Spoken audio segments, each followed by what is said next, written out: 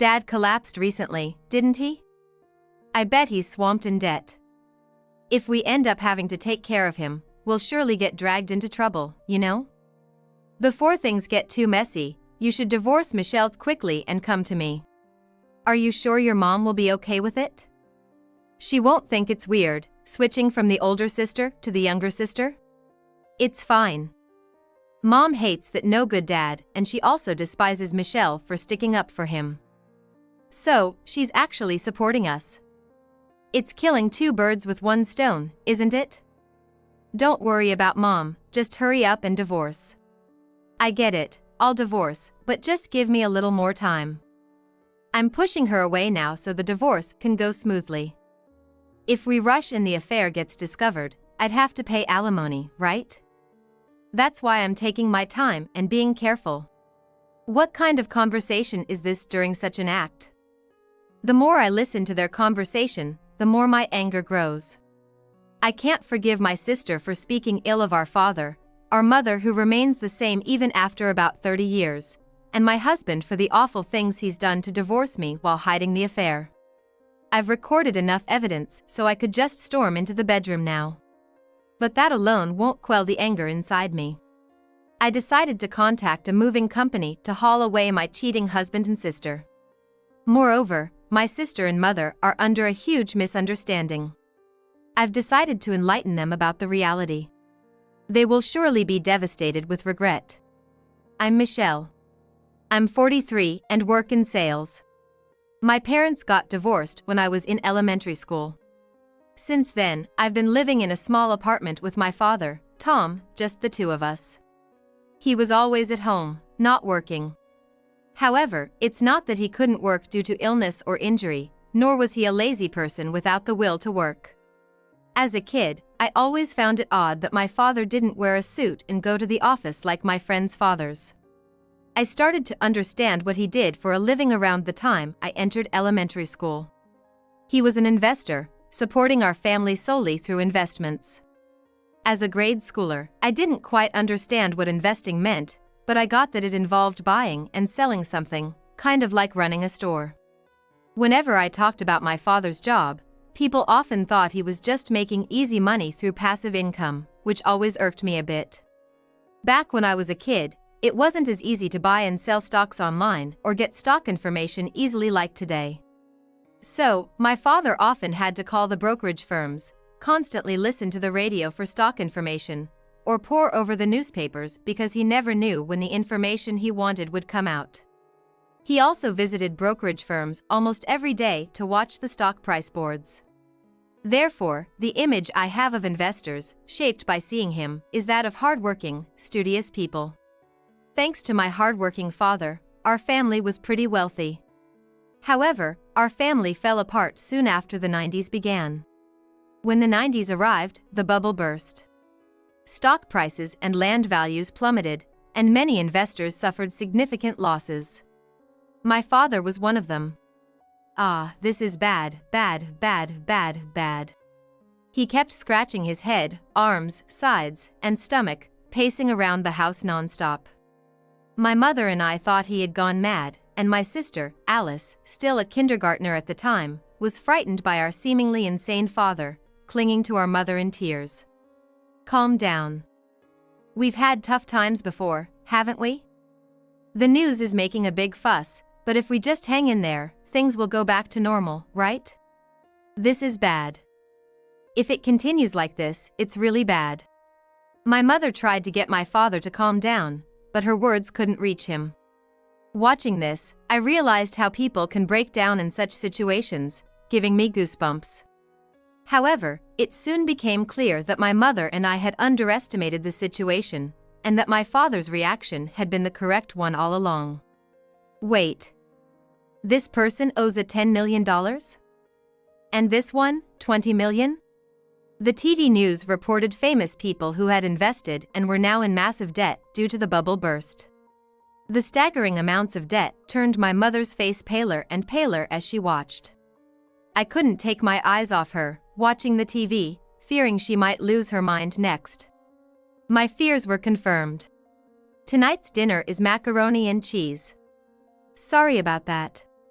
Sorry for what? I didn't say anything. Did you do something you need to apologize for? Her demeanor changed instantly, and the previously cheerful atmosphere in our home became tense. I sat in my usual chair to eat, but it felt uncomfortably different. The bubble had burst, and my father lost his assets all at once, significantly lowering our standard of living. My mother would subtly blame him for this, but looking back, I don't think our life was so poor that it could be called poverty. Probably, once people get used to luxury, it's hard for them to forget it. Moreover, seeing our mother blame our father, my sister began to dislike him. I hate Daddy because he makes Mommy angry. Don't come near me.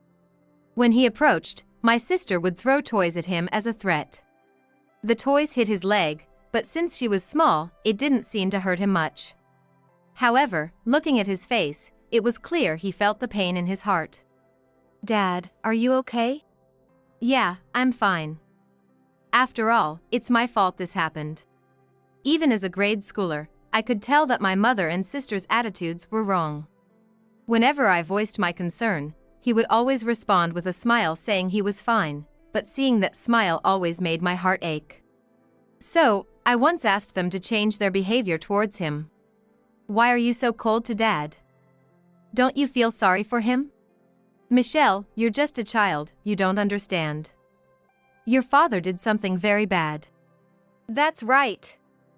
Daddy is a bad person.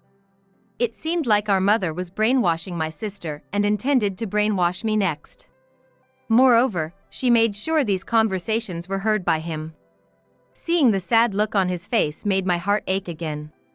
Such a strained relationship between them was doomed, and when I was 10, my parents divorced. Our father took custody of me, and our mother took my sister. Since then, I've been living with him. 30 years after my parents divorced, I received a call from my sister. Big sis, guess what? I'm getting married. Really? Congratulations! I occasionally kept in touch with my mother and sister, and we met from time to time. However, because of their attitude towards my father, I didn't particularly like them and generally didn't initiate contact. But this time, I set aside the past and offered my sister my congratulations. I also attended the wedding. At the after-party, I met John, who would later become my husband. It's great you married a good guy. Really. I was getting anxious since I'm in my mid-30s. Aren't you 40? Haven't you found someone nice? I have, Dad, you know. Why don't you stop looking after that no-good guy? You're still living in that tiny apartment, scrimping and saving, right? Stop talking like that. Isn't the apartment you and Mom live in not that big either? But we don't keep using broken stuff by fixing it ourselves, do we? That's DIY. We enjoy doing it, so leave it be. That's why you never get a boyfriend. If you haven't found someone nice, I can introduce you. Hey! John! Come over here! My sister called out loudly, waving at my future husband who was far away. The main character's loud voice drew the attention of everyone in the venue to us, making me feel a bit embarrassed. This is John, a friend of mine and my husband's. John likes older women, right? And you just broke up with your long-term girlfriend, didn't you? What the heck? Stop talking about that stuff here.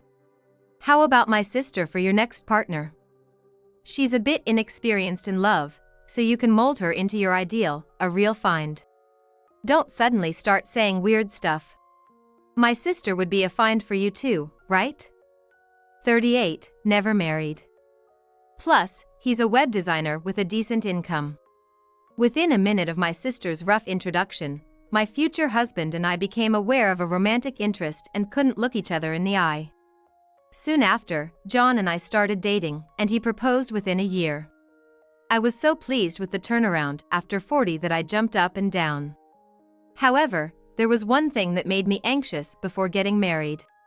Your father is a bit eccentric, right? Will that be okay? Won't he oppose our marriage? I've told you it's fine many times. Forget what Alice says. My husband had a look of a child afraid to enter a haunted house as we stood in front of the entrance. It seemed he had heard various things from my sister and had formed a wrong impression of my father. I didn't think he would oppose the marriage, so there was no worry there. However, if we couldn't correct the wrong impression my husband had of my father during this marriage meeting, he might become reluctant to proceed with the wedding. With a different kind of tension, I took a deep breath, braced myself, and opened the front door. Your father is an amazing person. He doesn't have experience in IT, right? Yet, he knows so much about the industry. He's knowledgeable about other industries too, and he even taught me about politics and world affairs. He was totally different from what I imagined. I told you it would be okay. I retorted to my husband with a smug look, but deep down, I was relieved. After the marriage meeting went smoothly, we got married. We rented a house close to the apartment where I had lived with my father and began our married life. 2 years into our marriage, everything was going well for us. However, my sister became the catalyst for our relationship beginning to crumble. He was meeting other women behind my back. I just can't believe it. Well, that's definitely your husband's fault. My sister got divorced and started coming over to our house often. It was fine for her to visit, but I started to notice a change in my husband's behavior. Are we drinking together again today? Michelle, go buy some booze. Huh? Don't we still have alcohol at home? Alice's favorite isn't there, is it? But if we drink, she won't be able to go home again, right? Do you have a problem with your sister staying over? Is there some issue? No, not really, but... Then go buy it quickly. And get some snacks too. Whenever my sister came over, I was always the one sent out to shop. It felt like they were trying to get me out of the house. And when I returned, I was treated like an intruder. Just go take a bath and sleep. Huh? Don't me. You don't drink, right? People who don't drink bring down the mood. My husband shooed me away with his hand as if chasing away a dog. Well, it's just my sister, and I am in the house, so nothing weird should happen. That's what I thought and decided not to worry about it, but my husband's behavior kept changing, making it harder not to care. I'm home. Sorry I'm late. I'll start preparing dinner right away. I already made and ate something, so I don't need it. What? Again? Then you should have told me. I went shopping and came back. It's too much hassle to contact you every time. Plus, who can eat your awful cooking? I don't need it anymore. As I placed the groceries I bought on the dining table, my husband walked past me and went to his home office. He is a web designer and often works from home without going to the office. Also, having lived alone for a long time, he was quite proficient in cooking, and used cooking utensils and dishes were always cleaned. He started to go out to buy groceries by himself and cook just for himself. Left alone in the kitchen, I started to prepare a meal just for myself with the groceries I had purchased. Feeling anxious as our relationship continued to deteriorate, I attempted to mend things. Hey, haven't you been cold to me? Did I do something to upset you, John? Stop being annoying. I tried to have a conversation, but my husband had no intention of listening and attempted to go back to his office. Realizing the problem would never be solved this way, I grabbed his shoulder. If you don't talk to me, how am I supposed to understand anything? Don't touch me! He shook off my hand and pushed me away. Ouch! I fell hard on my buttocks, feeling a sharp pain. Unable to stand up from the pain, I looked up at my husband from the floor, only for him to follow up with more aggression. Stop! What are you doing? How funny! Maybe this will wash away some of that old lady's smell? He took a cup of water from the table and started pouring it over my head. Moreover, instead of pouring it all over me in one go, he deliberately trickled it down, adding a mean-spirited twist to the act. Make sure you clean up the floor. After emptying the cup, he tossed it near my stomach and headed to his office. I no longer had the energy to call him back for a discussion. How did things end up like this? As the water dripped down my cheeks, I wiped the wet floor. My husband's change began when my sister started visiting our house, and she often had lengthy conversations with him. Thinking she might be listening to his troubles, I decided to call her for advice. "Where's my phone?" However, as luck would have it, my phone was nowhere to be found. I sometimes think smartphones and TV remotes are alive, sneaking around when we're not looking. Although it's often quickly found if I search for it, I found the prospect of searching for my smartphone bothersome and decided to use the house phone instead. "John? What's up?" "No, it's me." "Oh. Big sis, sorry. I'm embarrassed you heard my outside voice." My sister seemed to have assumed the call was from my husband. Didn't she consider the possibility I might call? Also, she mentioned her outside voice, but it was clearly a sweet tone. Images of my husband sending me out to shop, cooking by himself, and being with my sister being there with him started floating in my head. In my imagination, I saw my husband and sister getting cozy behind my back, with my sister cooking for him and even doing the dishes. The shift in my husband's behavior and my sister's sweet tone. These inevitably led me to a distressing conclusion. However, without any evidence, I decided to pretend I hadn't noticed anything. Pretending to be unaware might bring a chance to catch them in the act someday. Dwelling on such leisurely thoughts seemed to attract misfortune, as more woes came my way. "Dad, are you okay?" "Yeah, I'm fine. Seems I'll be discharged soon. Sorry to worry you."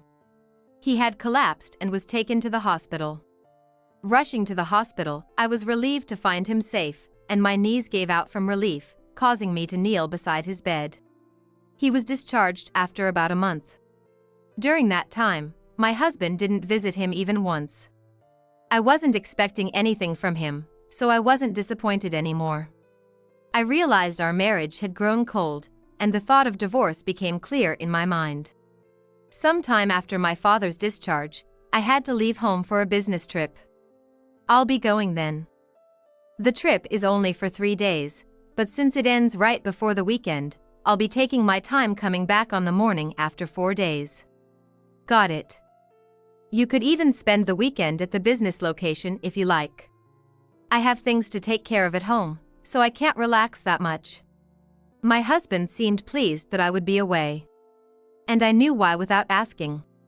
Though I could have come back on the night of the 3rd day, I chose to return the next morning, unconsciously trying to reduce the time I spent with my husband. As if to ignore my plan, the business trip ended in 2 days. There was a problem at the business location, and work came to a halt, so it wasn't my fault.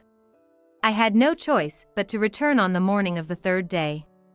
I would have preferred to go straight to the office, but I had no scheduled work, and there were things I needed to pick up at home. Dragging my carry-on, I decided to head home first. Upon arrival, I saw my sister's shoes at the entrance. Instantly, I realized this was my chance to catch evidence of infidelity. I quietly set down my carry-on at the entrance and took off my shoes. From the bedroom, I heard sounds I wished I hadn't. Covering my ears, I tiptoed slowly towards the bedroom. Reaching the door, I pulled out my phone and recorded their conversation, trying not to make any sound.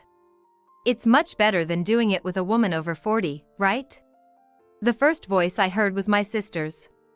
Whether her desires had accumulated from her divorce or had escalated from her affair with my husband, I couldn't tell, but it seemed she had become a person driven by lust.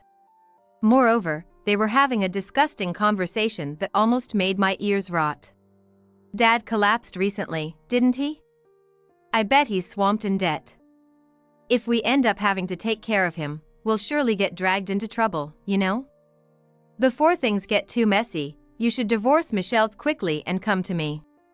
Are you sure your mom will be okay with it? She won't think it's weird, switching from the older sister to the younger sister? It's fine. Mom hates that no good dad, and she also despises Michelle for sticking up for him. So, she's actually supporting us. It's killing 2 birds with 1 stone, isn't it? Don't worry about Mom, just hurry up and divorce." "I get it, I'll divorce, but just give me a little more time." I'm pushing her away now so the divorce can go smoothly. If we rush and the affair gets discovered, I'd have to pay alimony, right? That's why I'm taking my time and being careful. What kind of conversation is this during such an act? The more I listen to their conversation, the more my anger grows. I can't forgive my sister for speaking ill of our mother who remains the same even after about 30 years, and my husband for doing such terrible things to divorce me while hiding the affair. I've recorded enough evidence so I could just storm into the bedroom now. But that alone won't quell the anger inside me. I quietly left the house and immediately looked something up on my smartphone. The timing was just right for my plan to work out. I searched for a moving company that could respond immediately and quickly made a call. It was the off-peak season for moving, so they could come right away. I also called in to take the day off at work. Since I was supposed to be on a business trip today anyway, there were no urgent tasks. After ending the call, I rushed to the nearby hardware store and purchased some heavy-duty L-brackets. Returning home, I quietly approached the bedroom again. I could hear my husband snoring from inside. My sister's shoes were still at the entrance.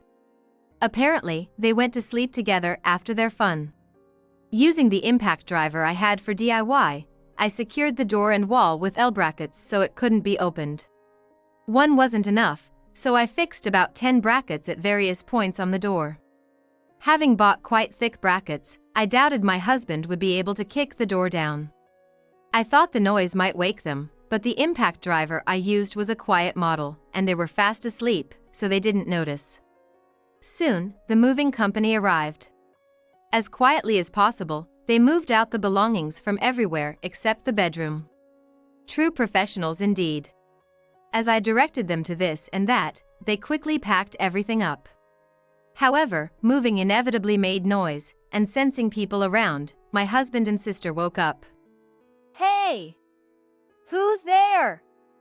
What's going on? Why won't the door open?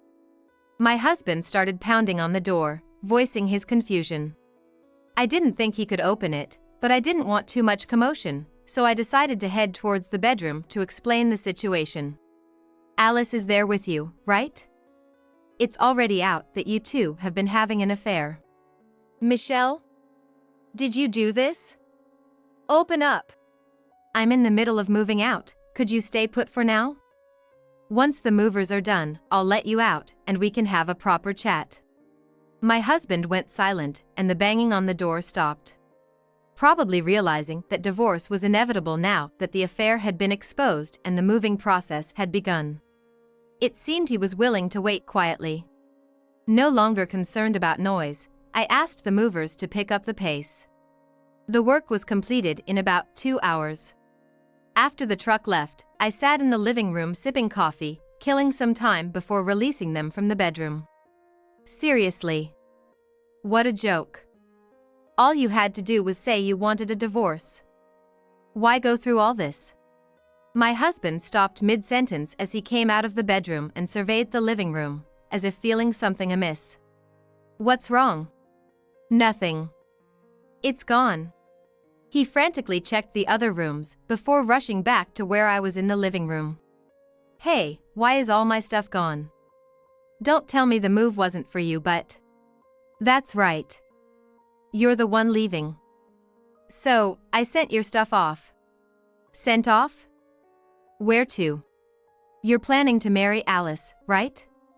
She's divorced and living with her mom now, isn't she? Wait, you mean...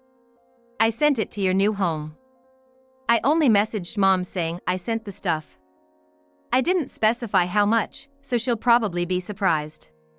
How much stuff was there? About 20 large boxes, I guess?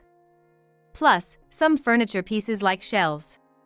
Our place isn't that big. It's gonna be crammed. Why would you do this? If you two are planning to get married anyway, it shouldn't matter, right? It seems like Mom supports your marriage, so I'm sure she'll be happy to keep your stuff. The truck left a while ago, so it should be arriving there about now. No way. You opened the door right after the movers finished, didn't you? Why would you do this? Alice grabbed my husband's hand and they hurried out of the house. The last and biggest inconvenience, my husband and sister had removed themselves. With this, the move was complete.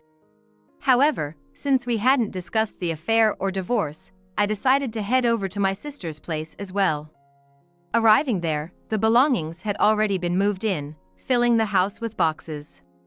I sidestepped down the hallway and into the living room. My mother, sister, and husband were sitting in a small space they'd cleared among the cardboard.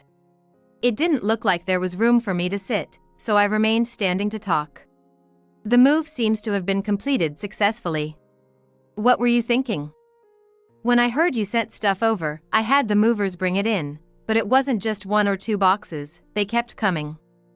Before I knew it, about 10 boxes had been brought in, and when I said it was too much, they told me they couldn't stop since they had started. And now, look at this mess. What are you gonna do about it? While my mother was perplexed, the movers had completed more than half of their work. True professionals indeed. You were okay with their affair and marriage, weren't you? That's why I thought it would be fine to send the stuff here. That's ridiculous. There's no space, we even have boxes in the bathroom. How can we live like this? My mother was quite upset, but the one who should be angry was me. The two who had an affair and you, who condoned it, are to blame, aren't you?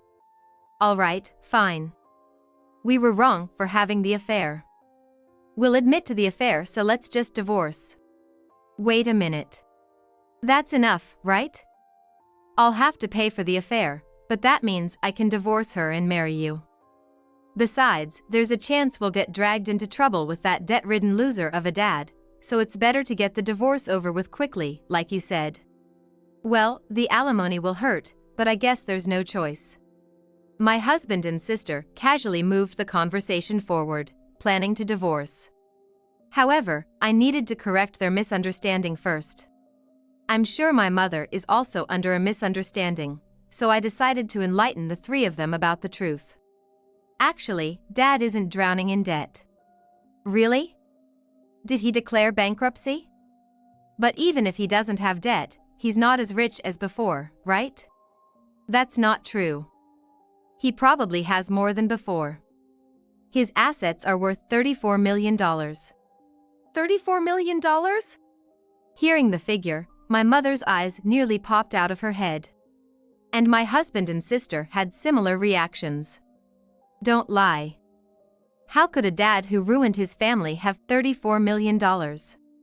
Dad didn't ruin the family. Mom just left him on her own. Why should I stay married to a man who is not only penniless but also in debt? It's just going to be hard work. Sure, Dad lost a lot, but did he tell you he was in debt? You just assumed he had over $1 million in debt after watching the news, right? Actually, he had about $2 million left at that time.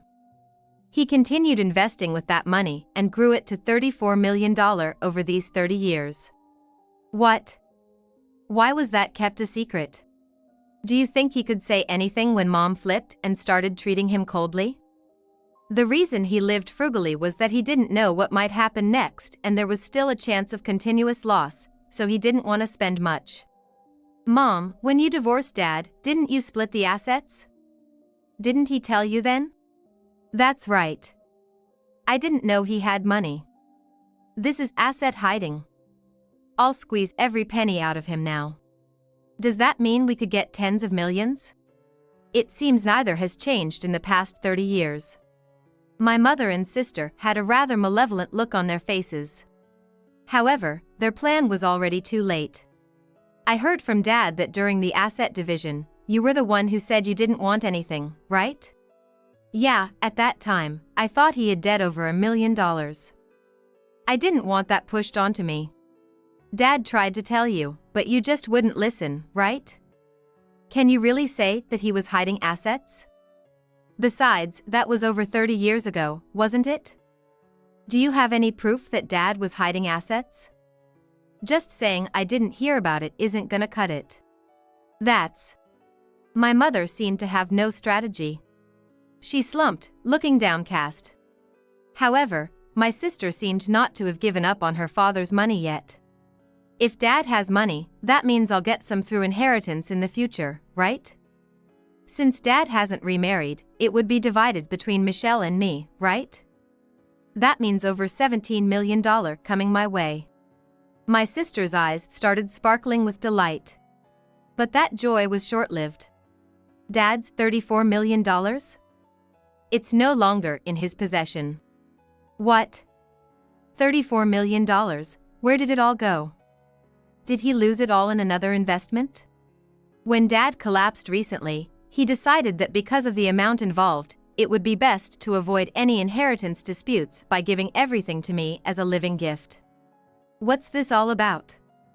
I didn't hear anything about this. You never visited Dad in the hospital even once. Plus, you've been treating me terribly because you wanted to divorce me. So, if he doesn't have the money anymore, that means Alice can't inherit the $34 million. Wait. You can't just lose inheritance rights that easily. There's something called a statutory share. I heard a friend claim it once during an inheritance dispute. It's a claim to ensure you get the inheritance you're entitled to. That's what I should do. Alice's eyes gleamed even brighter. In contrast, my mother's eyes grew darker and darker. Alice seemed to have forgotten something very important. Mom, it's $34 million. What's wrong? Why such a gloomy face? Alice has already renounced her inheritance rights. What? When did I ever do such a thing? Ah. It seems you've remembered. Well, it was almost 20 years ago, so it's understandable you forgot. Mom said it was to prevent Alice from getting entangled in any trouble because of Dad's debts when they divorced. You renounced your statutory share, right? Yes. I thought he was gonna spiral down from there.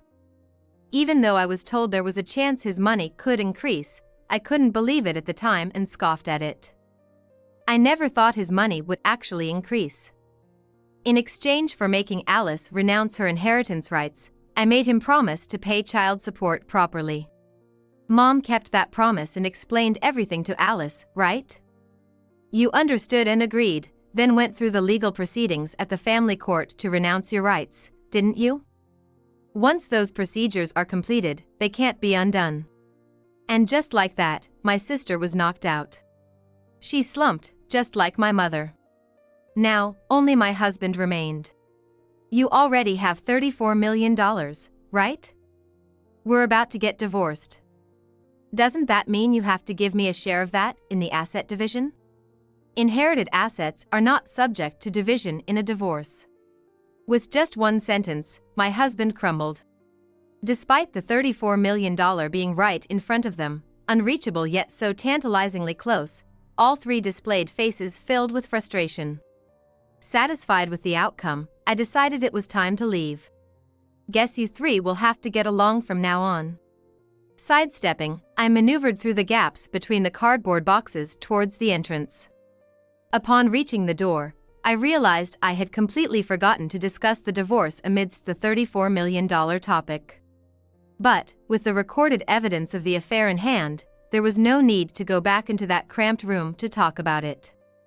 I decided to head back to my own home, closing the door behind me.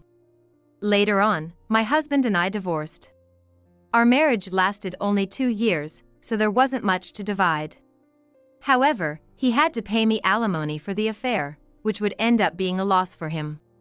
My sister also had to pay alimony, but during those discussions, an astonishing truth came to light.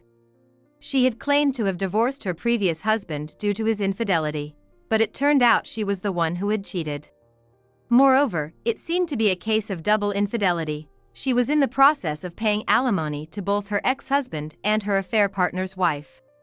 With my claims added, she now had 3 alimonies to pay. It seems like she's doomed to endless payments, trapped in a never-ending hell. But, with my divorce from my ex-husband finalized, he and my sister were now free to marry each other. However, they soon started arguing about the missed $34 million. He blamed her for renouncing her inheritance rights, and she accused him of not continuing the affair in secret and using my money covertly. Given the figure of $34 million, it's hard to think of it as money that never existed, it's simply too large an amount. Therefore, while I think some arguments might be expected, what they're accusing each other of is quite reprehensible. Unsurprisingly, their relationship did not last, and they eventually broke up.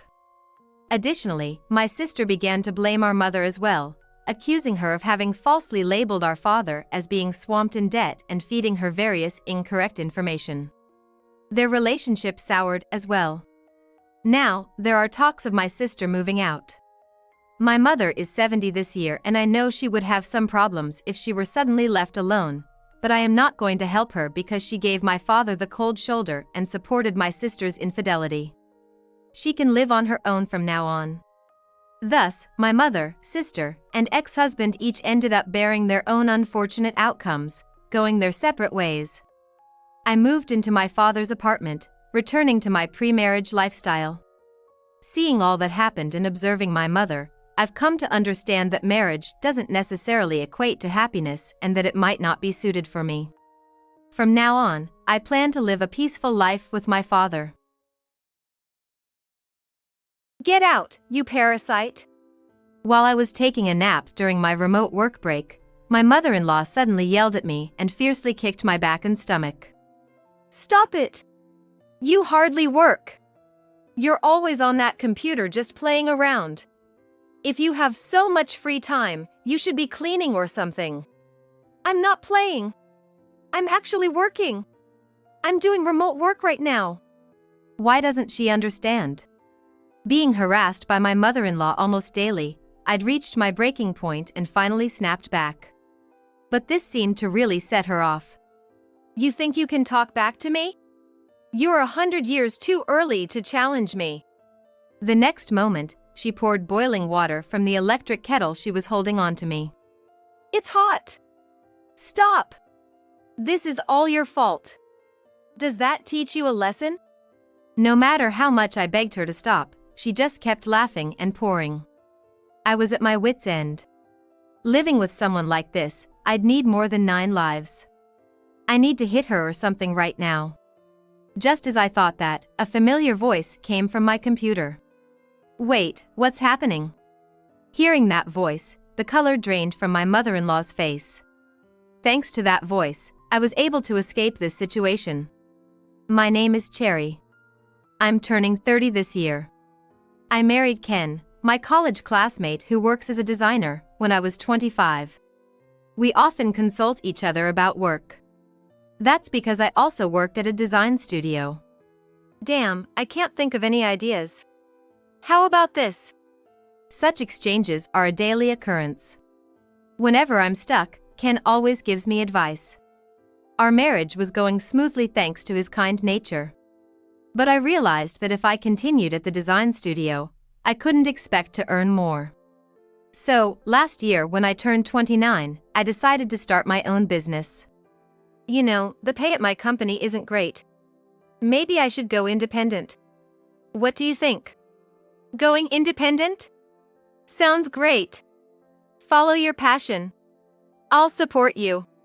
I honestly thought he'd advise against it. But instead, he encouraged me. Are you sure? At the beginning, there might not be much work, and our income might decrease. It's gonna be okay. I'll work hard too. Oh, I'll also tell my dad about it. He might be able to get you some work. Thanks, that'd be a big help.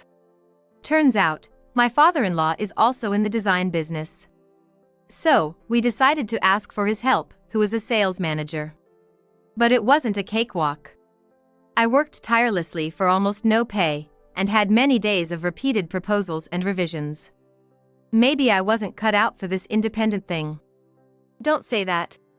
You've just started. Don't give up, and someone will eventually recognize your talent. There were many times I voiced my insecurities to Ken. But thanks to his unwavering support, I was able to keep pushing forward. About a year after starting my own business, my father-in-law began to appreciate my work, and I started getting larger contracts, which brought in more money. Now we can live a little more comfortably. That's what I thought, feeling relieved. But then another issue arose. It was about my mother-in-law. Cherry, are you doing well? You look so stressed out. Why don't you take a break and chat with me? Lately, she found out I've been working from home, and she began visiting us frequently. It would be nice if she came over occasionally for a chat. But recently, she's been coming over every day, and once she starts talking, she can go on for 2 to 3 hours.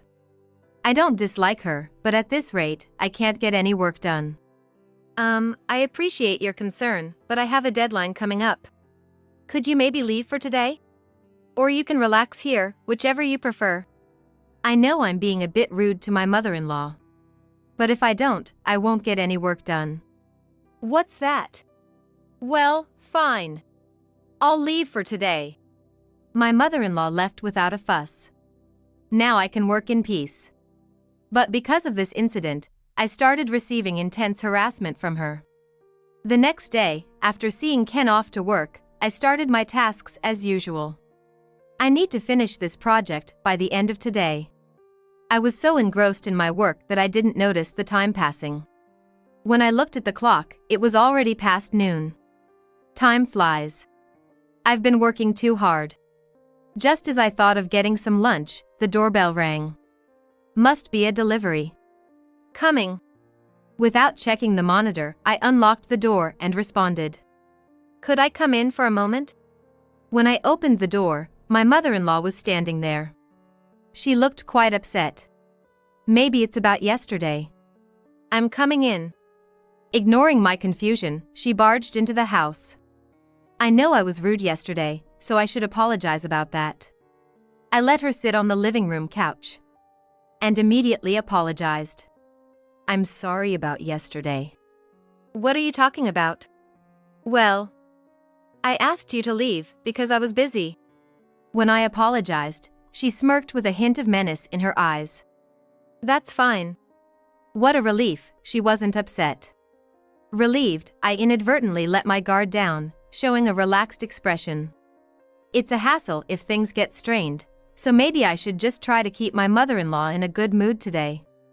But the next moment, she said something unexpected. While I'm not upset about yesterday, I never thought you'd say such a thing to your mother-in-law. It's a bit much.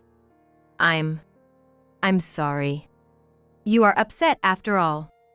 I wanted to retort, but I held back.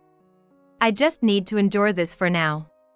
With that in mind, I continued to listen to what my mother-in-law had to say.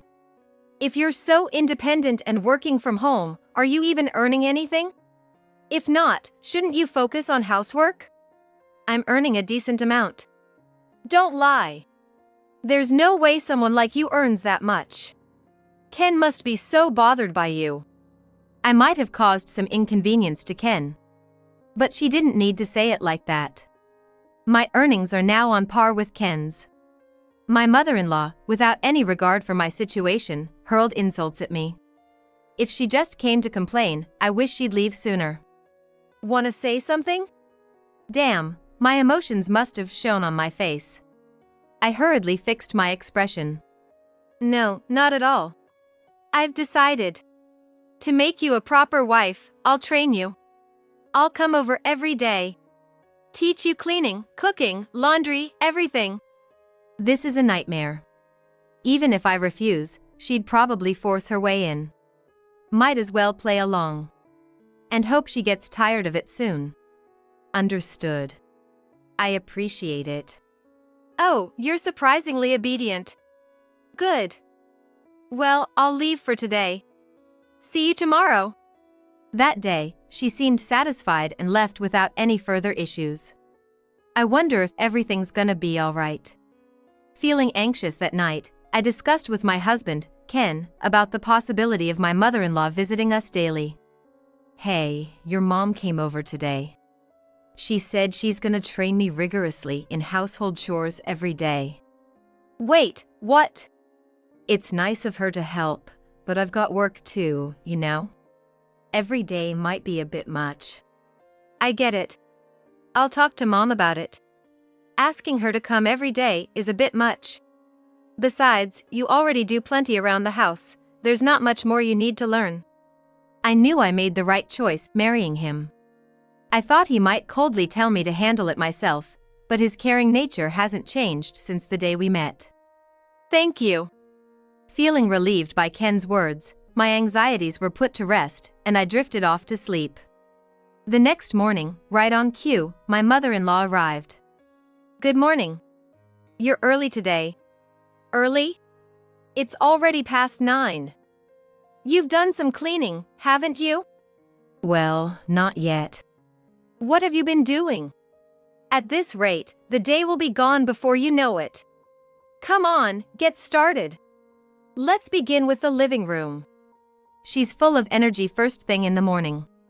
Under her watchful eye, I reluctantly began cleaning. Do you really think you can get it clean by cutting corners like that? Be more thorough. She sat comfortably on the sofa, watching TV. It's hard to muster any enthusiasm when someone's lounging around while telling you to clean thoroughly. Understood. After about an hour of meticulous cleaning, I felt I had gotten the living room as clean as it had ever been. I'm done. Let's see. She got up and began inspecting the living room, scrutinizing every detail with a keen eye.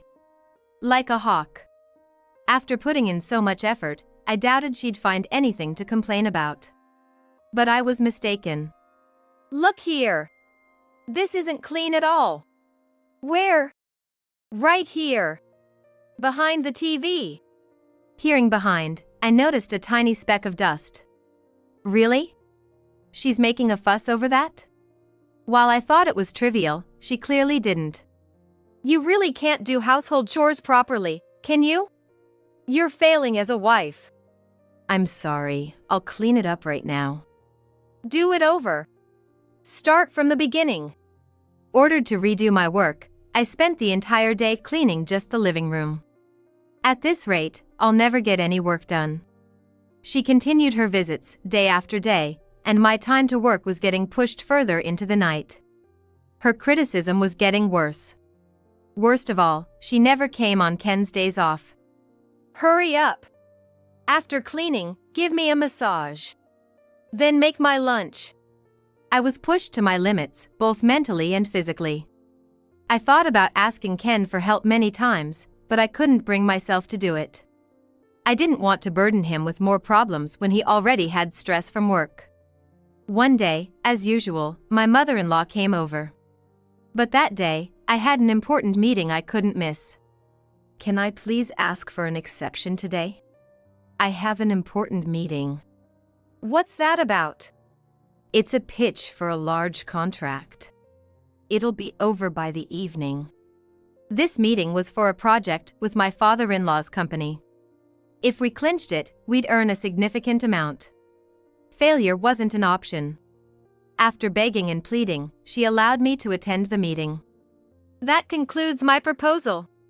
I like it. It's a good design. Lost in the heat of the discussion, I forgot about the time. Glancing at the clock, it was just past noon. I think it's a good proposal too. Let's take a short break. Feeling relieved, exhaustion washed over me. I hadn't been getting much sleep lately, and I thought a quick nap might help.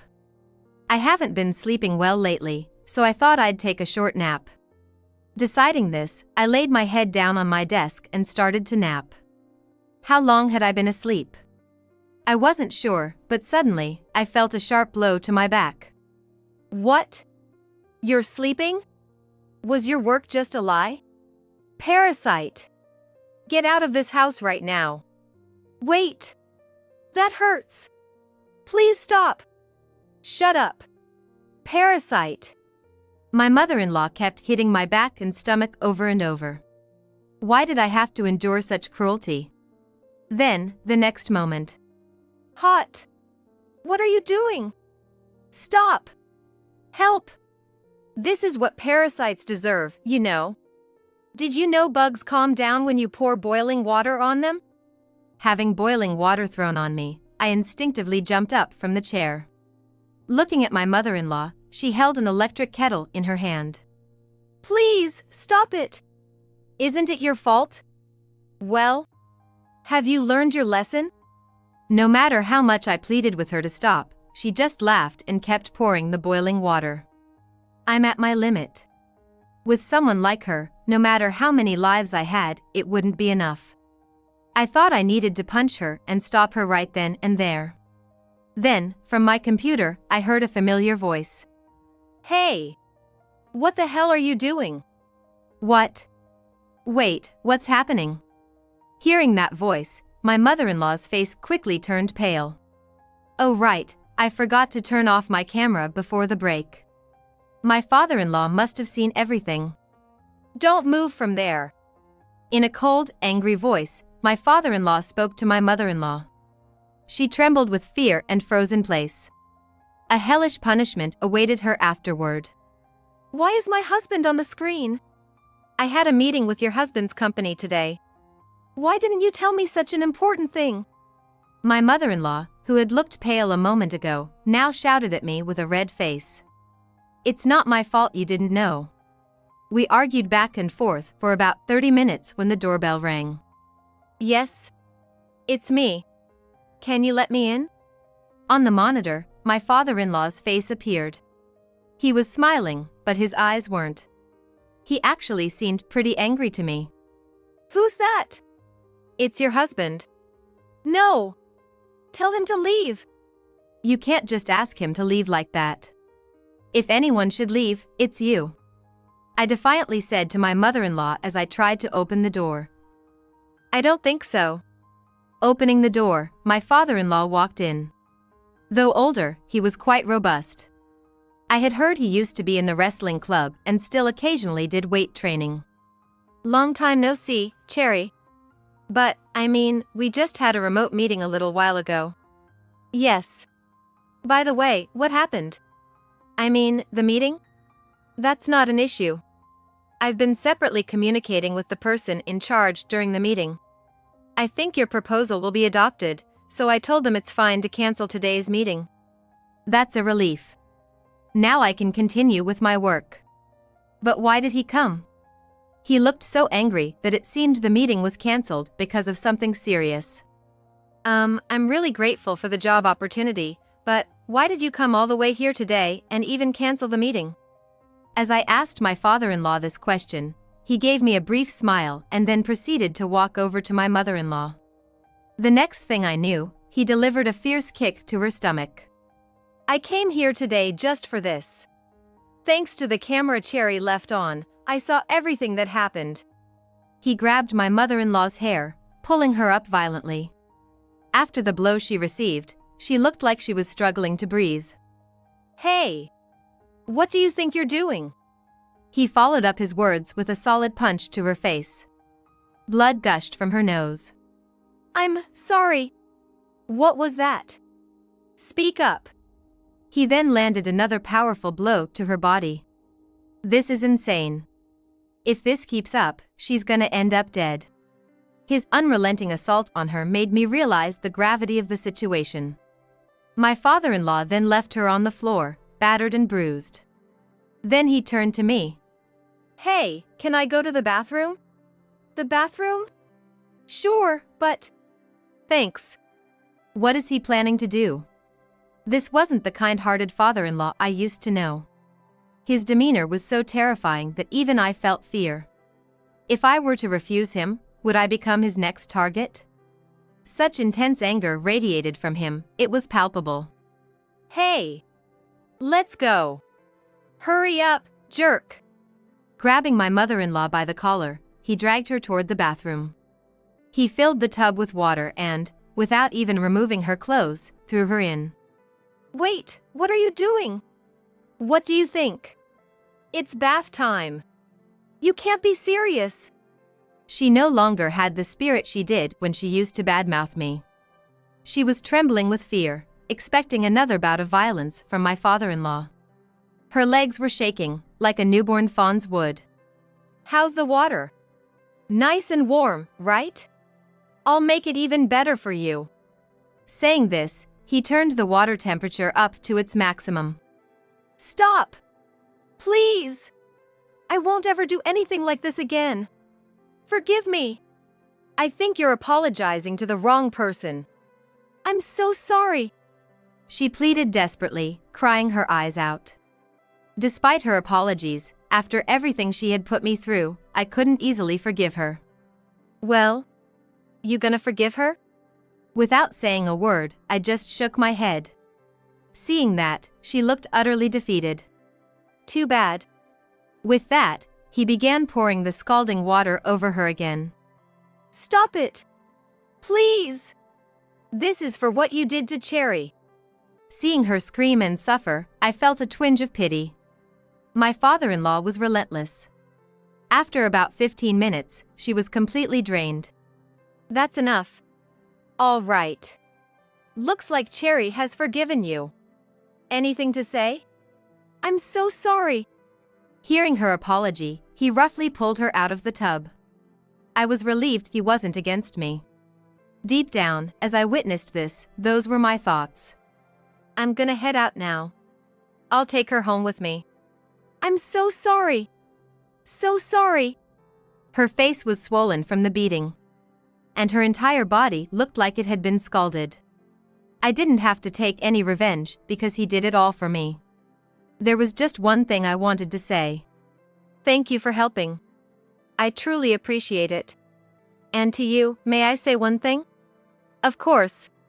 What is it? Please never set foot in this house again.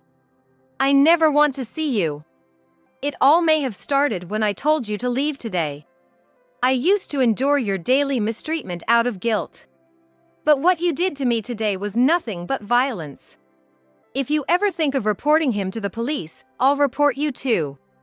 Just remember that. I understand. I promise I won't do anything. Finally, it was over. The two of them left, apologizing until the very end. Finally, peace would return to my life. Still, I never imagined my father-in-law would go that far. He must have been incredibly angry with her. I need to make sure my husband never does anything like that to me. That night, I told him everything that happened. Your father showed up out of the blue and beat up your mother. What? Dad did that? After she kicked me and poured boiling water on me, it all got captured on a camera set up for a meeting. My father-in-law saw it and came over. Sounds just like Dad. What do you mean? Dad has always hated seeing the weak getting bullied. He'd get really mad, whether it was a man or a woman. I got yelled at a lot by him. He believed in giving back as good as he got. Once when I was in elementary school, I carelessly tore up a girl's textbook. Dad gave her my textbook and some of my favorite comics and told her to rip them up in front of me. Ever since then, I felt like I couldn't do anything bad with him around. Ah, I see. So he's always been a justice-driven person. So that's why he did the same thing to her that she did to me. It all makes sense now. About a month after that incident, my father-in-law and mother-in-law got divorced. I've heard she's now living alone in a cheap apartment. According to my husband, she seems to deeply regret mistreating me and apparently says almost daily that she wants to apologize to me. As for me, I don't want to have anything to do with her, and she doesn't need to apologize. I don't even want to see her face, and I'd be bothered if she visited. Most importantly, I don't have time for that now. I'm pregnant, after all. From now on, we're planning to live a peaceful and happy life as a family of 3. After 6 years and still no pregnancy, there must be something wrong with you. I bet that baby you're carrying isn't even mine. My husband, who's been having an affair, assumes that I must be cheating as well. Get out and don't leave a single piece of trash behind.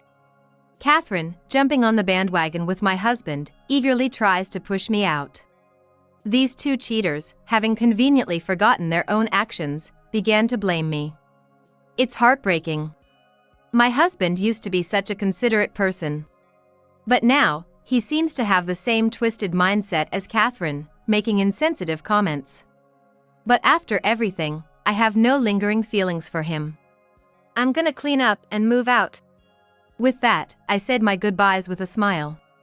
The two of them looked baffled, almost pleased, at my composed departure. My name is Michelle Thompson, a 32-year-old woman juggling work and home duties. I switched to part-time work after marriage, spending my free time on household tasks. My husband's earnings are substantial. We could manage even if I was just a stay-at-home wife, but I like working. So, I chose to continue my job alongside handling the home.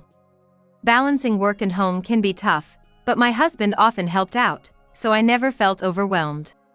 Bob, my husband, was my senior in college and is a year older than me. Although we're close in age, he has always been reliable and caring. That's why I was sure I wanted to spend my life with him and decided to marry him. His job seems way busier than mine, with a lot of overtime. Even after marriage, he often came home late. Yet, when at home, he always pitched in with chores, and he cherished the weekends with me. He always appreciated my cooking and often expressed gratitude for the chores I did. I felt blessed to have married such a man. Life was blissful, but there were two concerns. Firstly, even after 6 years of marriage, we couldn't have children. Bob would cheerfully reassure me, saying that kids are a blessing and would come when the time is right. While I wasn't too distressed about it, I increasingly felt the urge to start a family as I entered my 30s. At 30, the fact that we hadn't had kids began to worry me. I got some medical checkups, and everything seemed fine with my health. From these results, I realized that I had no choice but to be patient. While I still feel a bit anxious, I've started to calm down. The second issue was Catherine, Bob's childhood friend, who began visiting our home frequently and overstaying her welcome.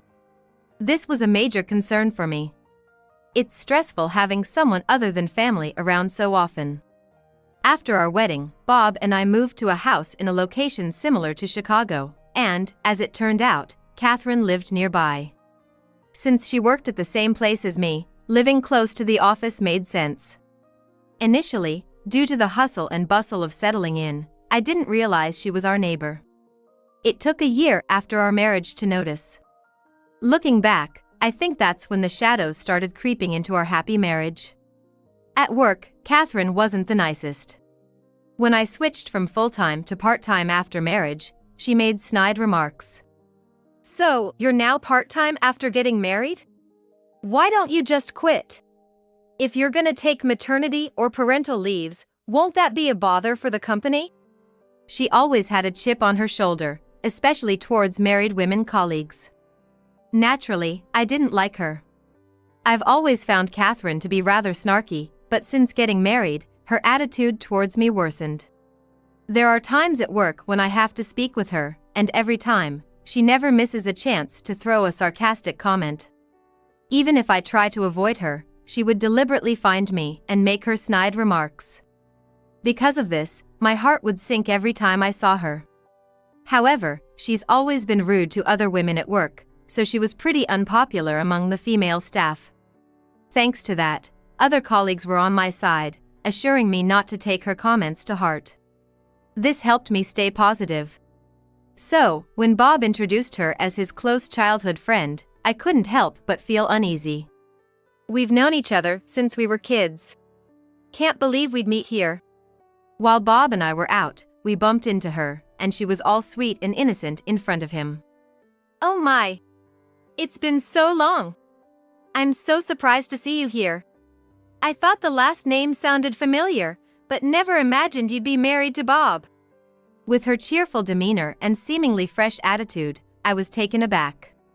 It was during this casual chat that I learned she lived nearby. Moreover, I had mentioned to Bob about her making snide remarks at work, and at that time, he was sympathetic. But upon learning that the sarcastic colleague was his childhood friend, he refused to believe me. She might be a bit straightforward sometimes, but she's a kind person. You're probably overthinking it. Bob dismissed my concerns, saying I was just imagining things. It seemed he had taken her side, having not seen her for years. After that, she became even more hostile towards me at work. It didn't take long for my mild aversion to turn into strong dislike. And even though she lived in the neighborhood, her house was quite far from ours. Yet, she'd often come over, boasting about how close she and Bob were since they were kids. She would frequently hang out in front of our house, reminiscing about old times with Bob, which made me feel out of place. Especially when she'd give me this smug look, seeing Bob and her laughing and chatting. I felt like she had ulterior motives. It seemed like she was after my husband, which made me quite uneasy. Unaware of how I felt, my husband, reuniting with his childhood friend after a long time, got caught up in the nostalgia. Their conversation was lively, and he even suggested having dinner together. Why not stay for dinner? Hold on, you can't just decide that all of a sudden. I was the one preparing dinner, and the last thing I wanted was to cook for someone who constantly belittled me. Plus, the idea of having another woman, especially one who seemed to get along so well with my husband, over for dinner was unsettling. Moreover, her personality was off-putting. But we just met after such a long time. What's the harm in it? Besides, I work a full-time job, unlike you who's just part-time, so I'm more exhausted. Catherine added with a fake victim-like attitude, which gave me chills. Come on, Catherine's my dear childhood friend. Don't treat her like that. With both Bob and Catherine ganging up on me, I reluctantly agreed to cook dinner. While I was cooking, the two of them chatted away, ignoring me. I felt resentment not just towards the inconsiderate colleague but also towards Bob, who wouldn't stand up for me even at home. During dinner, they continued their chat, ignoring me completely.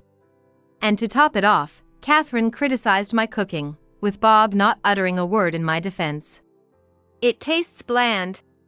Don't you have any sauces or something? Get it for me. She kept ordering me around, and with Bob taking her side, I couldn't relax throughout dinner. Thanks for the meal. I'll come again. Sure, you're always welcome. And just like that, as she was leaving, they made plans for her to visit again. Their complete disregard for my feelings left me exasperated, and I let out a sigh. After she left, I told Bob that I wanted this to stop. Hey, can you please stop inviting Catherine over to our house? I have to prepare everything, and she always throws shade at me during her visits. I just couldn't handle another exhausting meal like that, both physically and mentally. It's already hard seeing her at work, and having to deal with her at home too is just too much stress. I just want some peace when I'm at home. You jealous or something? Don't worry, it's not like that. But it seemed Bob didn't get what I was trying to say. He looked rather pleased, thinking I was just being jealous of his close bond with Catherine. She's pretty attractive, and it looked like Bob was enjoying the perceived competition between the two of us. That's not the point. Even when I pointed out how she's always been passive-aggressive at work and continued to show hostility towards me, Bob didn't seem to take me seriously. You're overthinking it. I know Bob saw how she treated me, but he just brushed it off, not considering how I felt. After that, Bob kept inviting her over, and Catherine would happily come without any hesitation. Doesn't she know when to hold back? Despite my constant objections, Bob never listened. He started giving in to her whims more and more. Catherine soon started to act as if she owned the place, and Bob just let her. I was getting really fed up with both of them. Initially, she would come over once a month for dinner. But that frequency increased, and she started showing up weekly. Every time I told Bob to stop inviting her, but he always sided with Catherine. We are spending a lot on food with her coming over so often. You need to tell her to cut back. She's been like a sibling to me since we were kids. You don't need to be so hostile. Bob prioritized Catherine over me, not considering my feelings. And as time went on, every time I objected, Bob would just get more annoyed. With Bob acting this way, Catherine would look at me smugly as she made herself at home. Amidst all this, I caught a glimpse of evidence that made me believe Bob was cheating on me. One day, a notification popped up on Bob's phone screen, and I happened to see the content of the message. The sender was Catherine, who was already uncomfortably close to my husband, so I figured they'd be in touch. But the content was suspicious. Had a great time last Sunday. Let's do it again. That Sunday, Bob told me he had to work the entire day. And typically, I have weekends off from my job. That's when I realized Bob and Catherine might have been meeting up behind my back. Curiosity got the better of me, so I decided to snoop on his phone while he was asleep. The password was his birthday. Seemed simple and careless, but it worked in my favor right then. On checking, I found out that Bob was using work as an excuse, creating an alibi, and meeting up with Catherine. Going through the messages, it seemed like they've been seeing each other for at least the past 3 years. Thinking back, Bob hadn't been as considerate as he was when we first got married. He used to help around the house, but that stopped. I thought it might have been due to increased work hours and fatigue. But now it seems those overtime hours might have been a lie. Around that time, Catherine started visiting us more often, and though we didn't have out-and-out fights, our arguments became more frequent. I was frustrated that Bob wasn't standing up for me against Catherine. I never imagined he could be cheating, so all this information was a massive blow. Although I believed they were having an affair, I still wanted to trust Bob, and so I was conflicted. Then one evening, when I was working late, I happened to see them walking arm in arm. I had told Bob about working late, and he said he'd dine out. So, I was focused solely on my work. But on my way home, as darkness settled, a loving couple walked past me. I was distractedly looking around when I recognized the couple in front of me. To my shock, it was my husband, Bob, and a colleague of his, Catherine. My heart nearly stopped. They were engrossed in their conversation and didn't notice me. I quickly hid. They were walking arm in arm, clearly very close to each other. I discreetly followed them to gauge the situation, and it was evident that they were quite intimate. Eventually, they entered a hotel, confirming my worst suspicions. Seeing them together was heartbreaking. Given Bob's recent behavior, I decided I'd had enough and was determined to get a divorce. One day, I discovered I was pregnant. Initially, I thought I was just tired from handling both work and secret divorce preparations. But the symptoms felt exactly like a pregnancy, so I went to the doctor, and sure enough, I was. Finding out about the pregnancy while contemplating a divorce was ironic. Despite everything, I had always wanted a child, so there was a part of me that was happy, even if Bob was the father. I decided to tell him about the pregnancy. My resolve to divorce hadn't wavered, but there was still a small hope he might end his affair upon hearing the news. But Bob's reaction was unbelievable. What? Pregnant now? After all these years without any hint of it? Are you sure it's mine? What are you talking about? It's definitely yours. Who else could it be? I was devastated by Bob's response. Bob had the audacity to doubt my fidelity, and his disgust was palpable. I was deeply disappointed in him. Just because he's cheating doesn't mean he can assume I'm doing the same. It makes me sick to think that way. Just because you've been unfaithful doesn't mean I have. How could I possibly have another man's child while we're married? His ridiculous attitude angered me, and I snapped back. Yet he persisted, either implying I was lying or having an affair, so I ended the conversation. My anger towards his affair was already there, but him doubting me over the pregnancy amplified those feelings.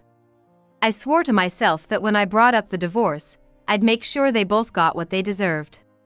When the time was right, with all the evidence of their affair laid out on the table, I brought up the divorce. Given my investigations, they had been having an affair for 4 years, so there was plenty of documentation. You think you can just lay all this out and blame someone else? Bob insinuated that since Catherine was an old friend, I was probably fabricating evidence out of jealousy. Yeah. You're just jealous because we're close, aren't you? Stop playing these childish games. Catherine chimed in, echoing Bob, even suggesting I owed them for the emotional distress they supposedly endured.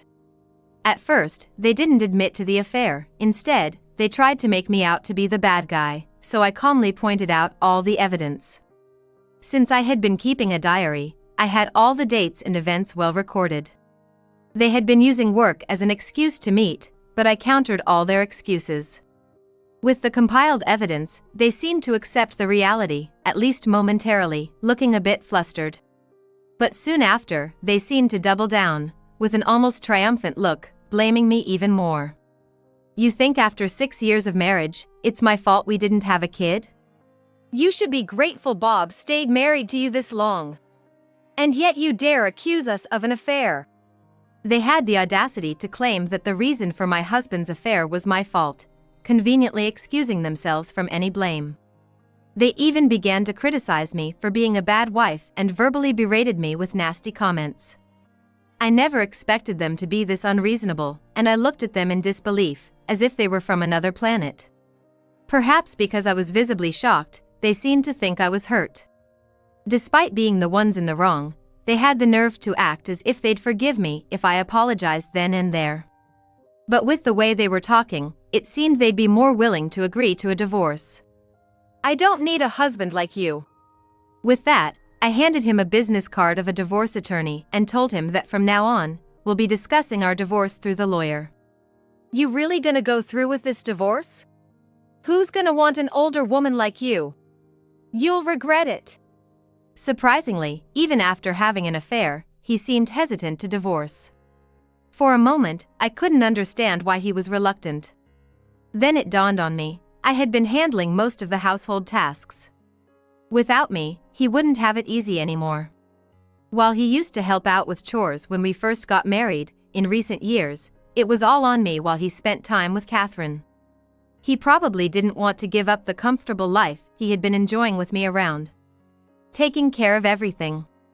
It seemed less about any lingering feelings for me and more about convenience. It didn't seem like I had any lingering affection for him. I had already given up on my husband, and this just deepened my disappointment. I don't want to spend another moment with you. So, I firmly told my hesitating husband that I wanted to move on swiftly. He surprisingly smirked, looking triumphantly smug, and Catherine told me to get out immediately. You're no longer entitled to be in this house after the divorce. Get out now. And don't leave a single piece of trash behind, you worthless wife. Catherine probably always despised me and seemed to expect that I'd come crawling back in desperation. Her words seemed to ignite something in my ex-husband, and his face twisted with a mix of frustration and hope, thinking I'd beg him. That's right. You're not a wife anymore, so get out now. If you're gonna have a hard time, we can reconsider the divorce. They looked down at me, smirking and laughing together.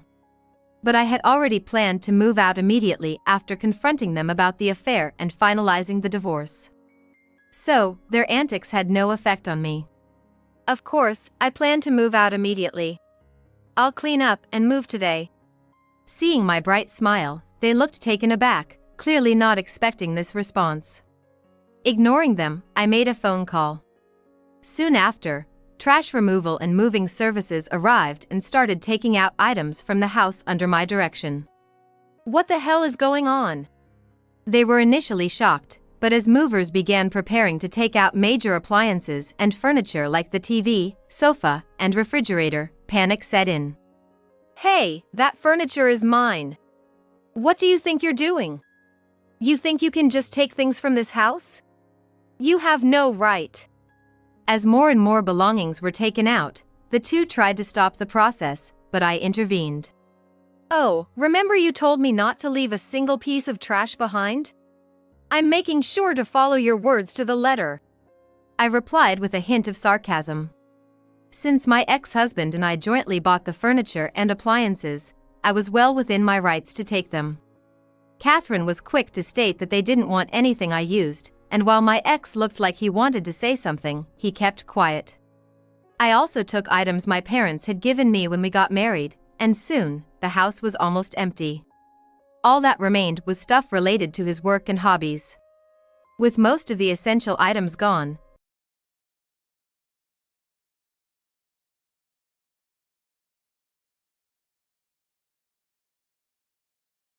but leaving it behind felt liberating. As I was leaving with a clear mind and heart, Catherine, in her ever-smug fashion, said, "Well, good luck with your single life, I guess?" She probably felt triumphant, thinking my ex-husband chose her over me. Standing confidently at the front door, I decided to drop a truth bomb on them. I'll contact you later regarding compensation for the emotional distress. property division, and child support. Make sure you pay promptly. The two seemed to be caught off guard, not expecting to have to pay compensation, and expressed their shock. What? You're after money now? Who do you think you are? Just a gold digger after all, wicked woman. They were pleased about choosing the furniture and appliances together, but realizing they'd have to shell out for compensation meant they might not be able to buy what they wanted. Moreover, they seemed to doubt my pregnancy, and my ex-husband was furious, thinking he wouldn't need to pay child support. I was the one cheated on, so I have the right to compensation. I've already hired an attorney, so be prepared. Mentioning an attorney, my ex-husband's face turned pale, probably recalling my father's profession. When I decided on the divorce, I was still shocked by my husband's infidelity and wanted to share my feelings with someone and calm down. I couldn't complain to my close colleagues, fearing it would reach the two of them. It would be careless to confide in friends who were mutual with my husband. So, I called my parents for advice. Hello, it's been a while. I have something I need to talk about. Is now a good time? Oh, what's the matter? My mother answered the phone, and her gentle voice almost made me tear up, but I managed to talk about my husband. His childhood friend worked with him, and she constantly made snide remarks and even started coming to our home. Instead of addressing her behavior, my husband blamed and criticized me. Recalling the events before discovering the affair, I became more emotional than I realized. Eventually, I told her everything up to the affair and my decision to divorce. My mother listened patiently, and after I finished, she expressed her anger at my husband's infidelity and concern for me. Feeling a bit better, I began to prepare for the divorce. After that phone call, my dad, who had gotten wind of the situation, reached out. He firmly assured me that he would help with the divorce proceedings, which was quite comforting. The preparations went smoothly. Since my dad was an attorney, he introduced me to one skilled in divorces, and preparations for claiming alimony were already underway. He was quite furious at my ex-husband for his infidelity and was determined to make him regret his actions. Having done extensive research, he ensured that the alimony would be much higher than the usual amount, much to the shock of both parties involved. The amount you'll be paying is roughly around $40,000, he said. The mental stress I endured, both from the infidelity and their prior treatment towards me, justified a higher than usual alimony, a decision already discussed with the lawyer. What? That'll empty out our savings. That's way too much, just for a little cheating. Hearing the amount, both of them were reluctant to part with such a sum and started to complain. Both of them had steady jobs with salaries higher than mine, but their working hours had decreased lately, citing overtime as an excuse. I was aware that they'd been splurging quite a bit recently. So, this alimony amount was bound to hit them hard. With a smirk, I decided to drop another bombshell on them. During my investigation into their affair, I had unearthed a scandalous piece of information that could ruin them. Oh, by the way, did you know? Catherine can't get pregnant, and she's been seeing other men too. What? My revelation visibly shocked my ex-husband. Catherine, looking pale, seemed not to have expected her secret to be outed. Seeing her reaction, my ex realized the truth in my words and confronted her. That's not true. She's lying. She never expected to be exposed here and panically denied it, but her frantic reaction pretty much screamed the truth. In my investigations into my husband's infidelity, I had found out that she was his mistress and had carefully tracked her actions. It turned out that she was exploiting her inability to conceive, engaging in affairs with men other than my husband. After our divorce, my husband had plans to remarry Catherine and even have children. Now realizing that their plans wouldn't pan out, he turned his anger towards her. He thought he knew her since they were childhood friends, but it turned out she wasn't who he thought she was. Ignoring their ensuing argument, I headed back to my parents' place. Later, I filed a claim for compensation for the mental stress they caused me. I also contacted my ex about child support and property division, but he was initially very reluctant. It seemed his reason for cheating was his desperation over our inability to have children. But upon learning about Catherine's condition, he broke up with her instantly. Unable to handle household chores on his own, he even tried to reconcile with me. It's my kid, right? I broke up with her, so why don't we let bygones be bygones and live as a family of 3? It's better for the child to have a father, don't you think? He spewed out such nonsense and kept persistently contacting me. He started blowing up my phone and texts, sending dozens of messages every day. When I checked one of the emails, it was clear he was only thinking of himself. So, the next time he called, I snapped back. What the hell are you talking about now? If you really cared about our child, you wouldn't have cheated. It's better for the child not to have a father like you. I firmly turned him down every time. Even after I threatened to talk to the police, he had the audacity to show up at my parents' house. I was terrified when he unexpectedly appeared there, but luckily both my parents were home and no problems occurred. Having been informed about his cheating and our past issues, my parents were furious with him. So, when he arrived, my parents confronted him with a fury. You promised to make our daughter happy, and then you pull this crap?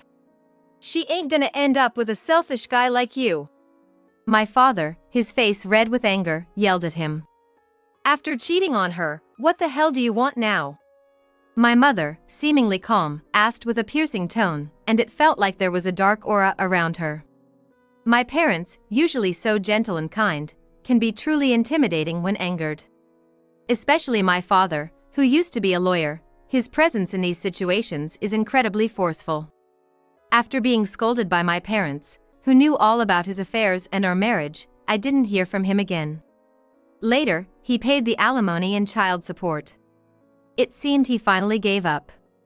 As for Catherine, it seemed she wasn't too keen on paying alimony either. She split from him and disappeared from the workplace. She made quite a scene when she left, and our neighbors knew about our situation since our arguments about the alimony took place outside. She already had a bad reputation, but with this scandal, it spread throughout the company. It would likely be hard for her to find another job in the same field. I couldn't reach her about the alimony, so I contacted her parents, who ended up paying. They heard the whole story, were quite angry with her, and apologized to me. Losing her parents' trust, she'll probably face challenges in the future. As for me, I'm peacefully living at my parents' house with my newborn child. The stress from my ex-husband's attempts to reconcile was tough, but having my child made things better. Being a single mom might be challenging, but with my savings, alimony, and child support, I don't have financial worries. Raising my child with the help of my parents might have its moments of anxiety, but it's a joy compared to the hardships of my married life. Looking forward, I want to enjoy watching my child grow and lead a genuinely happy life.